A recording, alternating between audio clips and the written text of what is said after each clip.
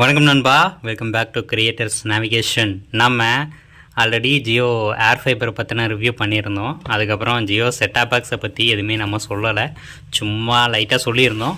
So இன்றைக்கி பார்த்திங்கன்னா அதை வந்துட்டு ஃபுல் ரிவ்யூவாக பார்த்துடலாமே அப்படின்றதுக்காக தான் இந்த வீடியோ. ஸோ இந்த வீடியோவை லைக் போட்டுக்கோங்க, அப்படியே நம்ம சேனலை சப்ஸ்கிரைப் பண்ணி வச்சுக்கோங்க. ஸோ இதில் வந்துட்டு பாக்ஸ் கண்டென்ட் என்னென்ன இருக்குது அப்படின்றத ஆல்ரெடி நான் வந்துட்டு ஏர் ஃபைபர்லேயே சொல்லியிருந்தேன். ஸோ ஒரு செட்டாப் பாக்ஸு, அதுக்கப்புறம் பார்த்திங்கன்னா உள்ளே வந்துட்டு நமக்கு அதுக்கான பவர் கார்டு கொடுத்துருப்பாங்க.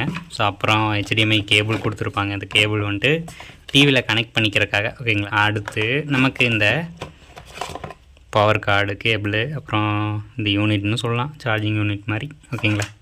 அதுக்கடுத்து ரிமோட்டு கொடுத்துருப்பாங்க. ஸோ இதெல்லாமே பாக்ஸ் கண்டென்ட்டு. இந்த ரிமோட்டை பார்த்திங்கன்னா ப்ளூடூத்து ஆட்டோமேட்டிக்காக பேர் ஆகிக்கும், இல்லைனா பேர் பட்டன் அழுத்தி பேர் பண்ணுற மாதிரி இருக்கும்.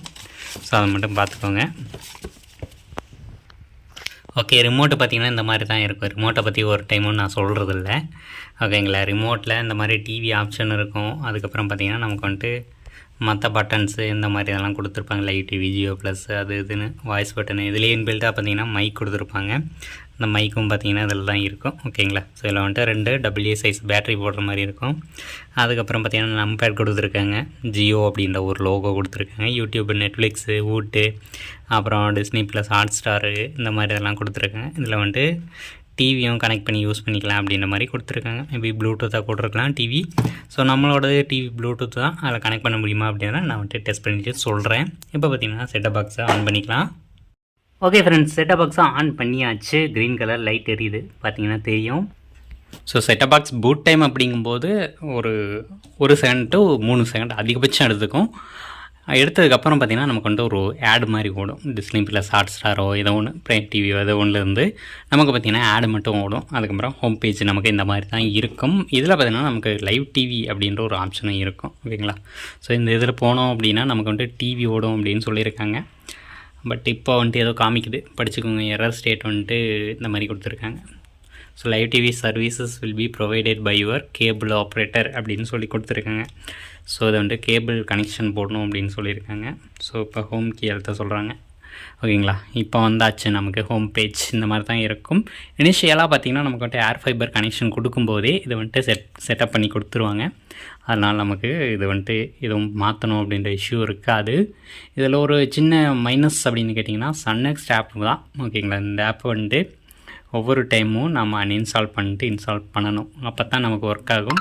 இல்லைனா நமக்கு வந்துட்டு இது சப்ஸ்கிரைப் பண்ணல அப்படின்ற மாதிரி வந்துடும், ஓகேங்களா. அது ஒரு இஷ்யூ இருக்குது இதில். ஸோ இப்போ லைவ் டிவி போட்டிருக்கோம் இல்லையா, இப்போ பாருங்கள் சப்ஸ்கிரைப் டு வாட்ச் அப்படின்னு சொல்லிட்டு வந்திருக்கு. ஓகே, இப்போ பார்த்தீங்கன்னா நான் வந்துட்டு கீழே ஸ்க்ரோல் பண்ணி டிவி HD இருக்கு இல்லையா, சன் டிவி, அதை நான் போடுறேன். எனக்கு கீழே பார்த்தீங்கன்னா subscribe to watch the content அப்படின்னு வந்திருக்கு. இதுக்கு நான் என்ன பண்ணணும் அப்படின்னா இந்த ஆப் அன்இன்ஸ்டால் பண்ணி இன்ஸ்டால் பண்ணணும் ஒவ்வொரு டைமும். இதுதான் நமக்கு வேலை. ஏன்னா ஒரு மந்த்தும் பார்த்திங்கன்னா நமக்கு வந்துட்டு ரினியூவல் ஆகும். அதுக்கு வேண்டி நம்ம இதை பண்ணி ஆகணும், ஓகேங்களா. இதில் வந்துட்டு மற்ற ஆப்ஷன்ஸ் எல்லாம் இருக்குது. ஜியோ டிவி அப்படின்ற ஆப்ஷனும் இருக்குது. இதில் போய்ட்டு நம்ம இன்டர்நெட் வழியாக டிவி பார்த்துக்கலாம், ஓகேங்களா. இது வந்துட்டு 4Kல ப்ளே ஆகும். அதனால் நமக்கு வந்துட்டு டேட்டா அதிகமாக எடுக்கும் அப்படின்னு சொல்கிறாங்க.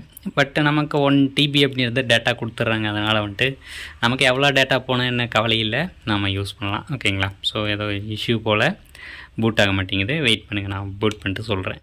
ஓகே ஃப்ரெண்ட்ஸ், இதில் லைவ் டிவியை பொறுத்த வரைக்கும் நமக்கு எக்கச்சக்கமான ஆப்ஷன்ஸ் இருக்குது. இதில் பார்த்திங்கன்னா டிவி கைடு அப்படின்றதில் போயிட்டு நம்ம பார்த்திங்கன்னா லாங்குவேஜ் மாற்றி வச்சுட்டோம் அப்படின்னா போதும். நமக்கு பார்த்திங்கன்னா எக்கச்சக்கமான லைவ் டிவி அப்படின்றது இதில் லோட் ஆகும், ஓகேங்களா. எனக்கு வந்துட்டு என்ன இஷ்யூன்னு தெரியல, இதை கொஞ்சம் டைம் எடுத்துக்கிட்டு நான் ரொம்ப நாள் யூஸ் பண்ணல இதையே வாங்கினதுலேருந்து. இப்போ தான் பார்த்திங்கன்னா நான் வந்துட்டு போட்டிருக்கேன் அப்படின்றதுனால கொஞ்சம் அது வந்துட்டு சுற்றிட்டே இருக்குது. அந்த இஷ்யூ மட்டும்தான் இருக்குது, மற்றபடி ஓகே தான். வாங்கின உடனே பார்த்திங்கன்னா இது வந்துட்டு ஒர்க் ஆகிட்டு இருந்துச்சு, ஓகேங்களா. இதில் வந்துட்டு என்னென்ன டிவி இருக்குது, என்னென்ன சேனல்ஸ் இருக்குது அப்படின்ற ஒரு ஃபுல் லிஸ்ட்டே பார்த்திங்கன்னா நான் வந்துட்டு டெஸ்கிரிப்ஷனில் கொடுக்குறேன். அதை செக் பண்ணிங்கன்னா தெரியும் என்னென்ன சேனல் இருக்குது அப்படின்ட்டு.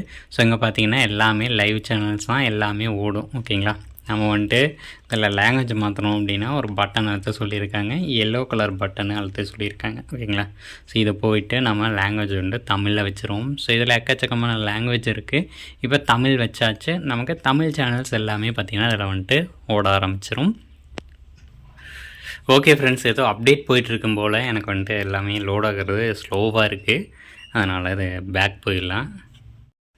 ஸோ அண்ட் தென் இதில் பார்த்தீங்கன்னா நமக்கு வந்துட்டு டிஸ்னி ப்ளஸ்ஸு, நெட்ஃப்ளிக்ஸு இது எல்லாமே கொடுத்துருக்காங்க.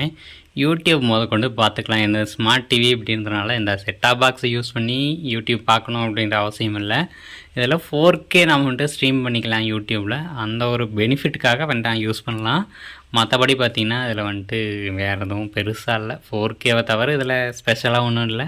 அதனால் இதை நான் யூஸ் பண்ணுறது இல்லை. ஓகேங்களா, நிறைய கண்டென்ட் இருக்குது ஸ்ட்ரீம் பண்ணுறதுக்கு. ஸோ எல்லாமே நம்ம நார்மலாக டிவிலேயே பண்ணிக்கிறதுனால இதை பண்ணுறதில்ல.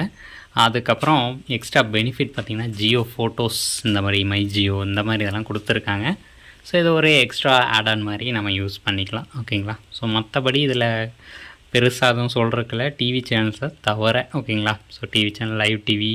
இப்போ வந்துட்டு நமக்கு கேபிள் டிவிக்கும் இதுக்கும் என்ன டிஃப்ரெண்ட் அப்படின்னா, நம்ம வந்துட்டு ஜியோ செட்டாப் பாக்ஸும் ஏர் ஃபைபரும் இருக்கிறதுனால இன்டர்நெட்டுக்கும் இந்த டிவி லைவ் டிவிக்கும் சேர்ந்த மாதிரி நம்ம பார்த்திங்கன்னா ஒரே பேக்கேஜாக ஒரு 700 போடுறோன்னா ரெண்டுக்கும் சேர்த்து பார்த்திங்கன்னா ஈக்குவலாக ஆகிடும். ஓகேங்களா, இன்டர்நெட் பில்லும் டிவி பில்லும். அதுவே பார்த்திங்கன்னா நம்ம வந்துட்டு தனியாக ஒரு கேபிள் டிவி வச்சுருக்கோம் அப்படின்னா அதுக்கு தனியாக ஒரு 300 போடணும். இதுக்கு பார்த்திங்கன்னா கொஞ்சம் அமௌண்ட் ஒரு 300னா டோட்டலாக பார்த்திங்கன்னா ஒரே சார்ஜஸ் தான்.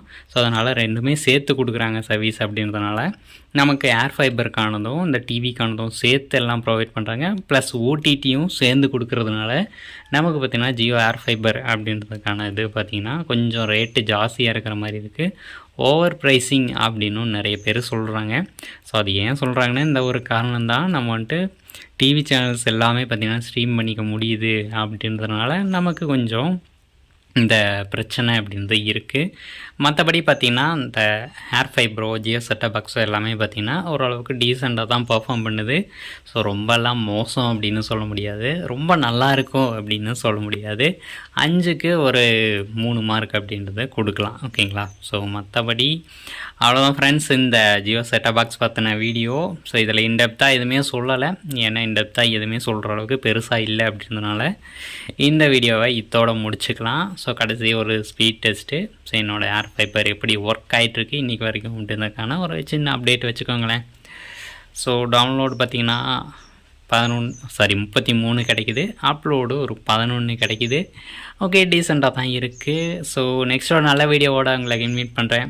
And then bye from creators navigation. Tata, bye bye, take care, bye friends. அப்படியே லைக் பண்ணிக்கோங்க, சேனலை சப்ஸ்கிரைப் பண்ணி வச்சுக்கோங்க.